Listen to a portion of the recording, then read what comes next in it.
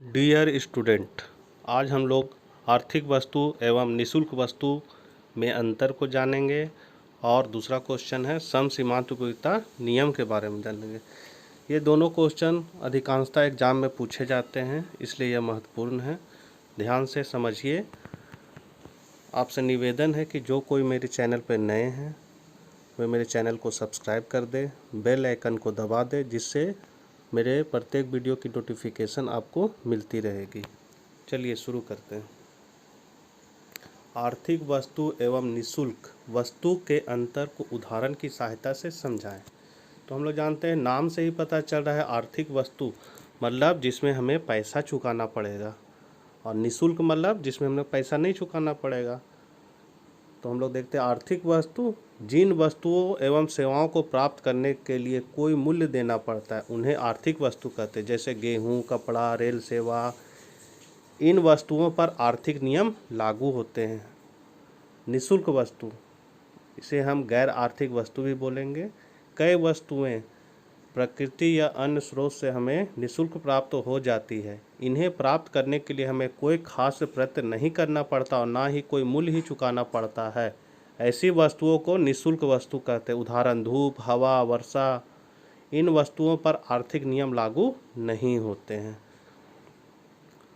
Important question है, सीमांत उपयोगिता ह्रास नियम की आलोचनात्मक व्याख्या करें, अथवा सीमांत उपयोगिता ह्रास नियम मांग रेखा के नीचे की ओर झुकने के लिए कैसे उत्तरदायी है। तो सीमांत उपयोगिता ह्रास नियम को सर्वप्रथम गोसेन ने दिया था। इसे तृप्ति का नियम भी कहते हैं। इस नियम की वैज्ञानिक व्याख्या प्रोफेसर मार्शल ने की। इनके अनुसार एक व्यक्ति के पास किसी वस्तु की जो मात्रा होती है उसके उपभोग में लगातार वृद्धि करने से उसकी उपयोगिता घटने लगती है। कहने मतलब है कि अगर हमको भूख बहुत ज़ोर से लगा हुआ है तो हम अगर रोटी खाना शुरू करते हैं तो तेज़ी से खाते हैं, मतलब जल्दी जल्दी, और जब मेरा पेट भरने लगता है तो फिर हमको रोटी से उपयोगिता मिलना कम होने लगता है। अर्थात अगर मेरा पेट पूरी तरह से भर जाए और कोई हमको ज़बरदस्ती का रोटी देता है तो हम उसको क्या करेंगे, उसका बात रखने के लिए खा तो लेंगे, लेकिन हमको उससे उपयोगिता नहीं, अनुपयोगिता मिलेगी। अर्थात सीमांत उपयोगिता ऋणात्मक में चली जाएगी। इसे हम एक तालिका द्वारा स्पष्ट करेंगे। जैसे रोटी की इकाई 1 2 3 4 5 6 7 है, सीमांत उपयोगिता 4 3 2 1 0 -1 -2 है। अर्थात जैसे जैसे रोटी की इकाई बढ़ रही है वैसे वैसे सीमांत उपयोगिता क्या हो रही है, घट रही है, शून्य हो जाती है और फिर ऋणात्मक हो जाती है। चित्र द्वारा व्याख्या। चित्र में हम लोग एक्स अक्ष पर रोटी की इकाई को लिए हैं, वाई अक्ष पर सीमांत उपयोगिता को लिए हैं।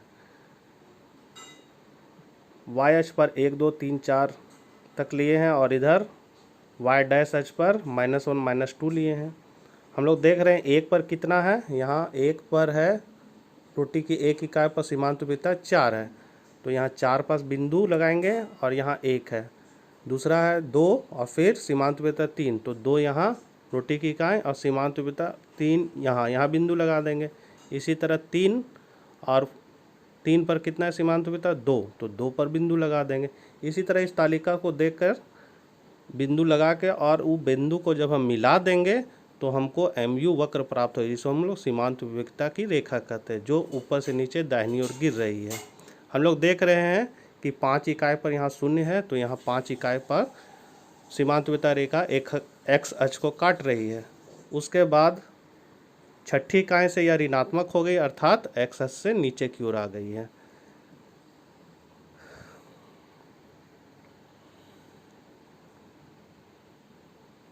वस्तु की सीमांत उपयोगिता के ही आधार पर कोई व्यक्ति किसी वस्तु की कीमत देना चाहता है।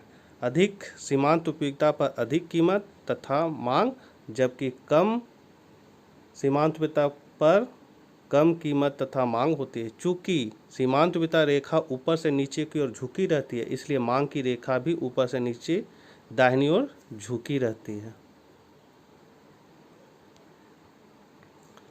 मान्यताएं। इस सिद्धांत की कुछ मान्यताएं हैं जो निम्नलिखित है। पहला, उपभोक्ता विवेकशील है। दूसरा, उपयोगिता को संख्या में मापा जा सकता है। तीसरा, मुद्रा की सीमांत उपयोगिता स्थिर होती है। चौथा, बाजार पूर्व प्रतियोगी होता है। आलोचनाएं, उपयोगिता को संख्या में नहीं मापा जाता। अगर हम एक गिलास पानी पीते हैं तो उससे हमें कितनी उपयोगिता प्राप्त हो रही है उसे हम संख्या में नहीं दर्शा सकते हैं। दूसरा, उपयोगिता ह्रास नियम में व्यक्तिगत विचारों को अधिक महत्व दिया गया है, जो कि उचित नहीं है। व्यक्ति सदैव विवेक से कार्य नहीं करता है, बल्कि वह सामाजिक रीति रिवाज, फैशन एवं मन के उमंग के बहाव में वस्तुएं खरीदता है और उनका उपभोग करता है। कहने मतलब है कि अगर कोई मर गया तो उसके लिए हमें भोज रखना होगा। मेरे पास पैसा नहीं है, साधन नहीं, फिर भी समाज के कारण हमें वो कार्य करना पड़ता है। मुद्रा की सीमांत उपयोगिता स्थिर नहीं रहती है। कहने मतलब है कि अमीर आदमी के लिए मुद्रा की सीमांत उपयोगिता क्या होती है? कम होती है, जबकि गरीब के लिए मुद्रा की सीमांत उपयोगिता अधिक होती है। जबकि मान्यता में माना गया है मुद्रा की सीमांत उपयोगिता स्थिर होती है, अतः यह स्थिर नहीं होती है। चौथा, आवश्यकता विशेष की पूर्ण संतुष्टि की मान्यता ही गलत है।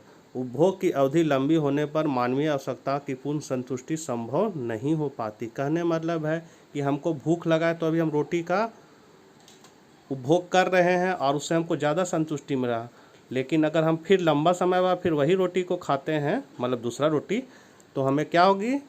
मेरे लिए उसकी उपयोगिता घटेगी नहीं।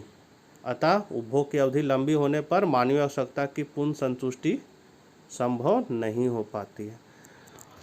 आपसे निवेदन है कि अगर मुझे समझाने में अगर परेशानी आपको ये नहीं समझ में आया है तो आप कमेंट बॉक्स में ज़रूर लिखें, हम उसको फिर से समझाने की कोशिश करेंगे। धन्यवाद।